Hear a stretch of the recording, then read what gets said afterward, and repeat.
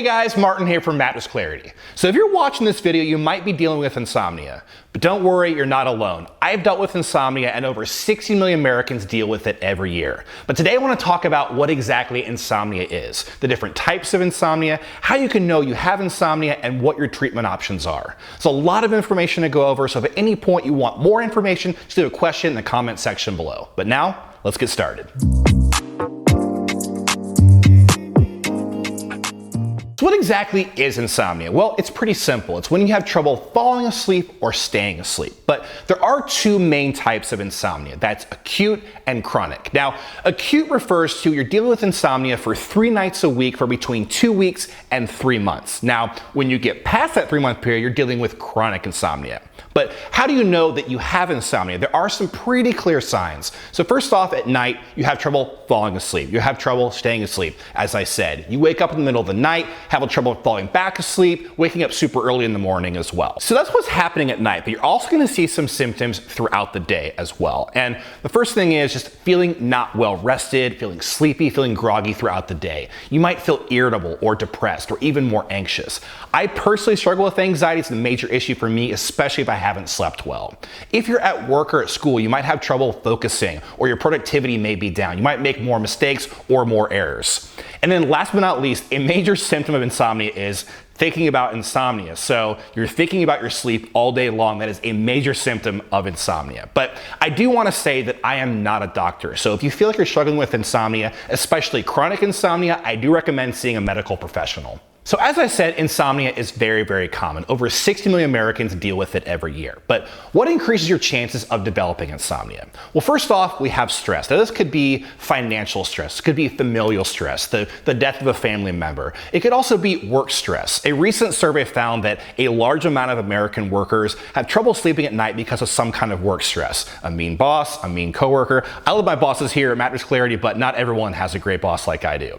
Now, also it could be because of work, you're traveling quite a bit, or you're traveling for fun. And recent studies have also found that when you're sleeping in a new place, especially for that first night, you're sleeping more lightly, you're more on guard. So it's much easier to wake up, much easier to be disturbed by a sound or a noise. But that's definitely just something to think about if you do travel quite a bit. So speaking of work, we have changing work schedules. So whether you're a nurse, a doctor, or a factory worker, a delivery person, your schedule can change depending on the day or the week. It makes it more difficult to have a regular sleep schedule.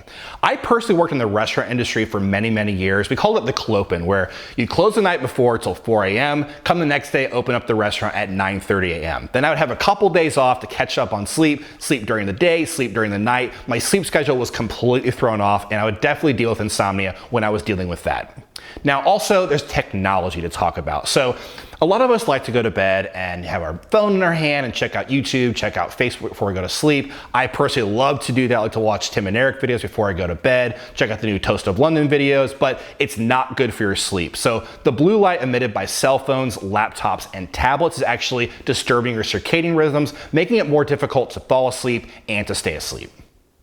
Now, you also want to think about what you're putting into your body, namely alcohol or coffee. So neither of these are very good for your sleep, and I want to start off by talking about alcohol. So there is this common belief that alcohol makes it more easy to fall asleep, like a glass of wine or a glass of whiskey, but nothing could be further from the truth. It's actually disrupting your sleep. It's disrupting your circadian rhythms, making it more difficult to sleep throughout the night because it is a diuretic. You have to get up more often to go to the bathroom. It is also disrupting your REM sleep as well. So not the best for sleep in that respect.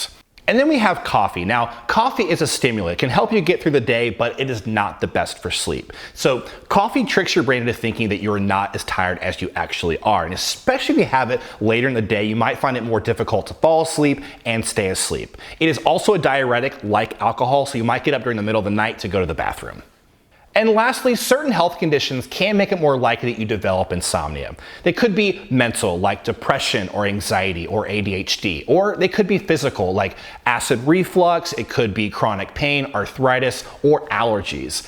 I live here in Texas and allergies last pretty much all year long, so it definitely disrupts my sleep. Now, insomnia can have some seriously negative effects, and the first one is dangers on the job. So I work in an office, I'm either sitting at a desk or I'm reviewing mattresses, so not a very dangerous job. I get groggy, I fall asleep, I'm gonna hit my nose on my computer, not too dangerous. But there are jobs like, for instance, if you're a doctor or a nurse, or you're working with heavy machinery, you're a construction worker. If you make a mistake at work, the consequences are much more catastrophic. So definitely something to keep in mind if you are dealing with insomnia. Now, some studies have also shown that first-year resident doctors and nurses are not getting the proper amount of sleep. Now, speaking of accidents, insomnia can make it much more dangerous to get behind the wheel.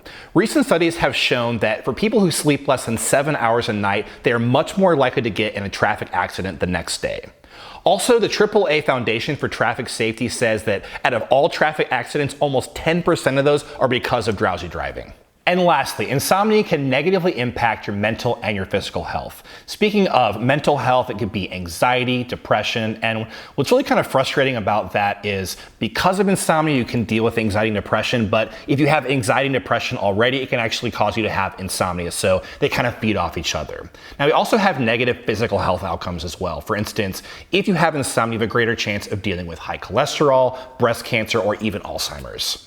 So I get it, insomnia is freaky, it's frustrating, it's overwhelming, but you do have options. There is a light at the end of the tunnel. And first off, you can just practice good sleep hygiene. That means keeping your bedroom cool, dark, and quiet. I like to keep my bedroom at about 71 degrees. I also like to use blackout curtains to block out all light from outside. It also means not napping throughout the day or not napping too late in the day. It means cutting down on coffee, cutting down on alcohol, and not eating spicy or heavy food too close to bed. I love my chicken wings, but I can't have the spicy chicken wings too close to bed because that causes acid reflux, making me wake up throughout the night. It also means keeping technology out of the bedroom, and that includes phones, TVs, laptops, and tablets. Keep it out of the bedroom. And basically making sure your bedroom's only a place for sleep and for intimacy. Now, if you're dealing with insomnia, specifically chronic insomnia, you are definitely going to want to see a medical professional, as I was talking about before. Now, if you see a doctor, they might prescribe CBT for your insomnia. Now, CBT stands for Cognitive Behavioral Therapy, and with CBT, your therapist is basically going to help you rethink your thoughts about sleep, also change your sleep behaviors to get the best sleep possible to fight your insomnia. They can also prescribe medication, and while there are some over-the-counter medications, these can be habit-forming and they're not useful for long term. At this point, you should have a pretty good idea of what insomnia is, the different types of insomnia, the signs you might have insomnia, and what to do about it if you do have insomnia. But if you're still a little bit confused, you want more information, just leave a comment below. But that's about it. Just getting started on your sleep research, or you want to check out some bedding or mattress reviews, check out mattressclarity.com. We also do a lot of videos just like this, so hit the like button and subscribe.